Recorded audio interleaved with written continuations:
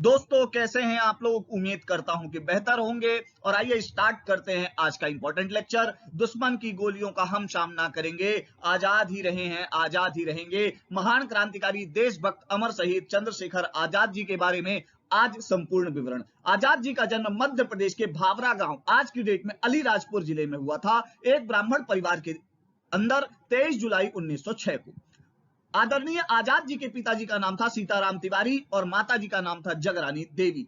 आपको यह पता होना चाहिए कि इन्होंने बचपन से ही क्रांतिकारी गतिविधियों में भाग लिया है। क्लियर हो गई बात। अगली बात आपको पता होना चाहिए कि ममंथ नाथ गुप्ता और प्रणवेश चटर्जी के संपर्क में आए और क्रांतिकारी दल के सदस्य बन गए और क्रांतिकारियों का यह दल हिंदुस्तान प्रजातंत्र संघ के नाम से हिंदुस्तान सोशलिस्ट एसोसिएशन के नाम से आगे बढ़ा। अभी मैं आपको इसकी डिटेल आगे दूंगा। अगली बात करते हैं क्रांतिकारी चंद्रशेखर आजाद जी। ध्यान रखिएगा, हमारे एक ऐसे क्रांतिकारी थी जिन्होंने मध्य प्रदेश के गौरव को बहुत आगे बढ़ाया। अब आपको मैं बता देता हूं अलीराजपुर है कहां।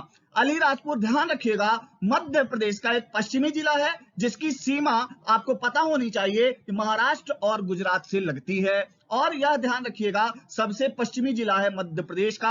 आपको लोकेशन में दिख रहा होगा। और आजाद जी का जन्म भी यहीं हुआ था भावरा गांव में। अब इसे ध्यान रखिएगा, भावरा गांव को अब चंद्रशेखर आजाद नगर के नाम से जानते हैं। इनका जन्म 23 जुलाई 1906 को हुआ। अगली बात क्या है, ध्यान रखिएगा ममंथ नाथ गुप्ता और प्रणवेश चटर्जी जी के संपर्क में आए और क्रांतिकारी दल के सदस्य बन गए और क्रांतिकारियों का यह दल हिंदुस्तान प्रजातंत्र संघ के नाम से जाना जाता है। अगली बात यह है, जब गांधी जी ने 1920 में असहयोग आंदोलन का फरमान जारी किया, तमाम अन्य छात्रों की बात चंद्रशेखर आजाद भी सड़कों पर उतर आए। आपको मैं बता दूं, अपने विद्यालय के छात्रों के जत्थे के साथ इस आंदोलन में भाग लेने पर पहली बार इन्हें गिरफ्तार किया गया और 15 बेतों की इनको सजा मिली। और आपको यहीं पर बता देता हूं कि पंडित जवाहरलाल नेहरू ने इनको रूल्स तोड़ने के लिए, कायदा तोड़ने वाला एक छोटे से लड़के की कहानी के रूप में इनका विवरण दिया। ध्यान रखिएगा। क्लियर हो गई बात। अगली करते हैं, ऐसे ही कायदे कानून तोड़ने के लिए एक छोटे से लड़के को जिसकी उम्र 14 से 15 साल की थी और जो अपने आप को आजाद कहता था, कितने बेतों की सजा दी गई, ध्यान रखिएगा 15 बेतों की सजा दी गई। क्लियर हो गई बात। भारत माता की जय चिल्लाते रहे और उन्होंने क्या किया, भारत के अंदर क्रांतिकारियों के लिए एक नई अलख जगाई।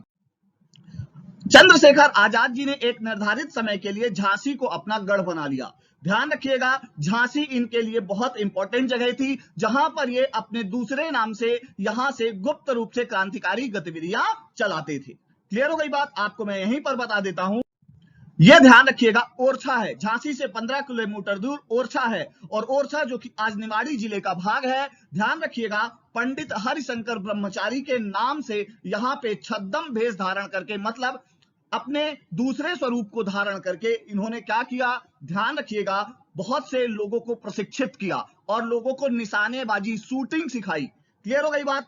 अगली बात आपको पता होनी चाहिए कि धीमारपुर गांव में अपने इस छद्म नाम से स्थानीय लोगों के बीच ये बहुत ज्यादा लोकप्रिय हो गए। और यहां पे अपने साथियों को, क्योंकि इनका निशाना अचूक था, इसलिए ध्यान रखिएगा ये अपने साथियों को निशाना यहीं पर सिखाते थे।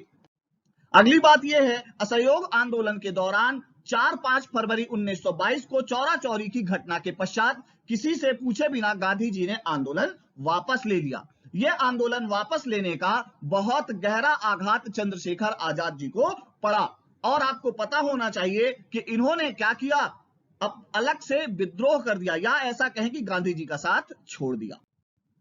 अगली बात क्या है, काकोरी कांड। 9 अगस्त 1925 को काकोरी कांड हुआ। ध्यान रखिएगा 9 अगस्त 1925 को इन्होंने ट्रेन लूट ली। ट्रेन लूटते समय इनके जो मुख्य साथी थे वो कौन कौन थे, पंडित राम प्रसाद बिस्मिल, अशफाक उल्लाह खां और ठाकुर रोशन सिंह। मैं आपको यहां पे बता दूं, अशफाक उल्लाह खां ये चाहते थे कि जो भी ये लूट करें या अन्य एक्टिविटी करें, नियमों के दायरे में रहते के करें, नहीं तो इनके एसोसिएशन को, हिंदुस्तान रिपब्लिक एसोसिएशन को क्या कर दिया जाएगा, समाप्त कर दिया जाएगा। बाद में इनकी बात चरित्रार्थ भी हुई। अगला चंद्रशेखर आजाद ने उत्तर भारत के सभी स्वतंत्रता सेनानियों को एकत्र कर 8 सितंबर से 1928 को दिल्ली के फिरोज शाह कोटला मैदान में एक गुप्त सभा का आयोजन भी किया।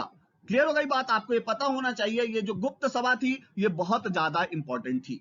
क्लियर हो गई बात? और आपको ये भी पता होना चाहिए कि चंद्रशेखर आजाद जी के साथ सफल नेतृत्व में भगत सिंह और बटुकेश्वर दत्त ने 8 अप्रैल 1929 को दिल्ली की केंद्रीय असेंबली में बम फेंका। उसके पहले मैं आपको बता देता हूं, 1 जनवरी 1925 को दल ने समूचे हिंदुस्तान में एक बहुचर्चित पत्र द रिवॉल्यूशनरी क्रांतिकारी बांटा, जिसमें दल की नीतियों का खुलासा किया गया।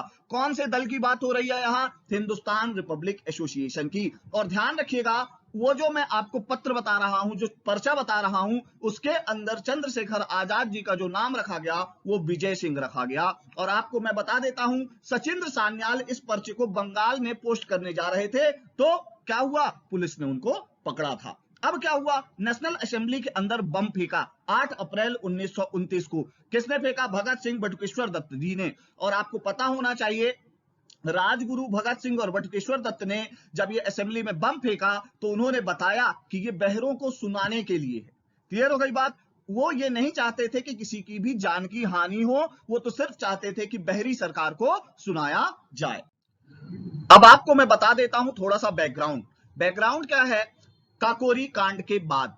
ध्यान रखिएगा, पंडित रामप्रसाद बिस्मिल, अशफाक उल्ला खां एवं ठाकुर रोशन सिंह को 19 दिसंबर 1927 को फांसी दे दी गई और उसके 2 दिन पूर्व राजेंद्र लाहिड़ी को 17 दिसंबर 1927 को फांसी दे दी गई। इसके बाद क्या हुआ? ध्यान रखिएगा, असेंबली में बम फेंका गया और असेंबली में बम फेंकने के पहले आपको मैं बता देता हूं, हिंदुस्तान रिपब्लिक एसोसिएशन का नाम बदलकर हिंदुस्तान सोशलिस्ट रिपब्लिक एसोसिएशन रख दिया गया, क्योंकि ये रूस की समाजवादी विचारधारा से प्रभावित थे और समाजवादियों का समर्थन चाहते थे। चंद्रशेखर आजाद ने सेना प्रमुख, कमांडर इन चीफ का दायित्व संभाला। ध्यान रखिएगा, commander in chief in Hindustan socialist Republic association. Clear हो गई बात? और इसका टारगेट रखा, हमारी लड़ाई आखिरी फैसले होने तक जारी रहेगी और अब वह फैसला है जीत या मौत। यह है चंद्रशेखर आजाद जी का, ध्यान रखिएगा, लक्ष्य हिंदुस्तान सोशलिस्ट रिपब्लिक एसोसिएशन के लिए। क्लियर हो गई बात? अगली बात आपको मैं बता देता हूं कि जब असेंबली में बम फेंका गया तो चंद्रशेखर, ध्यान रखिएगा, भगत सिंह, राजगुरु एवं बटुकेश्वर दत्त को फांसी दे दी गई थी 23 मार्च 1931 को। चंद्रशेखर आजाद जी को वो लोग पकड़ नहीं पाए थे। उसके पहले की स्टोरी आपको मैं बताना चाहता हूं। उसके पहले की स्टोरी ये थी कि गणेश शंकर विद्यार्थी, जो कि एक बहुत बड़े पत्रकार हैं, जिनके नाम पे मध्य प्रदेश सरकार द्वारा जर्नलिज्म का अवार्ड भी दिया जाता है, उन्होंने चंद्रशेखर आजाद जी से कहा कि आप पंडित नेहरू जी से मिल लीजिए। भगत सिंह, राजगुरु और बटुकेश्वर दत्त को छुड़ाने के लिए उन्होंने आनंद भवन में नेहरू जी से मुलाकात की। नेहरू जी से मुलाकात करने के 20, ध्यान रखिएगा, 20 फरवरी 1931 को इन्होंने नेहरू जी से मुलाकात की थी। और उसके बाद ध्यान रखिएगा, इनको क्या किया गया? 27 फरवरी 1931 के दिन अल्फ्रेड पार्क में अपने एक मित्र सुखदेव और राजगुरु से मंत्रणा करते हुए पुलिस के द्वारा घेर लिया गया और इन पर गोलियां बरसा दी गई। इनके गोलियां बरसाने के कारण क्या हुआ? ये अंतिम गोली तक लड़ाई करते रहे और उसके बाद जब एक गोली शेष बची तो स्वयं को गोली मार ली। ध्यान रखिएगा, और शहीद हो गए। और आपको जो अल्फ्रेड पार्क दिख रहा है, यहीं पर मीटिंग कर रहे थे, यहीं पर इनका स्तंभ बना हुआ है। अगली बात आपको ये पता होना चाहिए, इस दौरान अंग्रेजों ने जब उन्हें घेरा था, लगातार गोलियां बरसाई थी, तो इन्होंने खुद को गोली मारकर वीर गति प्राप्त की थी। आपको यह भी पता होना चाहिए कि 20 फरवरी को नेहरू जी से मिलने के बाद इनको ये उम्मीद थी कि अगर भगत सिंह छूट जाते हैं तो क्या होगा? गांधी इरविन पैक्ट आपने पढ़ा होगा। गांधी इरविन पैक्ट में अगर भगत सिंह, राजगुरु और ध्यान रखिएगा बटुकेश्वर दत्त के छूटने की बात होती है तो क्रांतिकारी जो हमारी क्रांति है वो और आगे बढ़ जाएगी। पर चंद्रशेखर आजाद जी के मंसूबे सफल नहीं हुए। फिर भी आपको मैं बता देता हूं, 23 जुलाई के दिन इनका जन्म दिवस आ रहा है और जब मैं लेक्चर रिकॉर्ड कर रहा हूं तो इनका 116वां बर्थडे होगा 23 जुलाई। ध्यान रखिएगा, और इनके 116वें बर्थडे पर हम इनको नमन करेंगे। तो चंद्रशेखर आजाद जी की ये संपूर्ण जानकारी के साथ आप हमारे चैनल को लाइक करते रहें, सब्सक्राइब करते रहें, शेयर करते रहें और जितना हो सके इसको शेयर करिए। हमारे इरा इंस्टीट्यूट के ऐप को डाउनलोड कर लीजिए और हमारे मेंस की टेस्ट सीरीज को, एमपी की क्लास को, करंट अफेयर की क्लास को ज्वाइन करिए।